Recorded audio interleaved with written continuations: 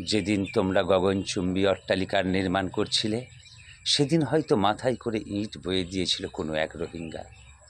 তোমাদের বিলাসবহুল লাক্সারি কারগুলো যেদিন রাস্তায় দৌড়াতো, রাস্তাটা পাকা করতে পাথর বইতে সাহায্য করেছিল হয়তো কোনো এক রোহিঙ্গা। তোমাদের ব্যবসা প্রতিষ্ঠানে শারীরিক শ্রম দিয়ে তোমাদেরকে সাহায্য করেছিল হয়তো কোনো এক রোহিঙ্গা। তোমাদের ওই অম্বরভেদী অট্টালিকার ছায়াতে তোমাদের এঁটোকুটো খেয়ে তোমাদের দেশে থাকতে চেয়েছিল ওরা। তোমরা তোমাদের দেশ থেকে তাড়ানো তো দূরের কথা, কিছু কিছু রোহিঙ্গাকে পৃথিবী থেকেই তাড়িয়ে দিয়েছ। সেদিন একটা রোহিঙ্গা বালক সভ্য পৃথিবীকে, 850 কোটি মানুষকে একটা চিঠি লিখেছিল।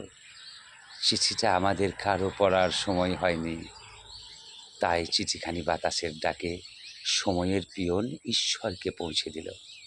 ঈশ্বরের বিচারে ওই অম্বরভেদী অট্টালিকাগুলো আজ মাটিতে ঘুমাচ্ছে।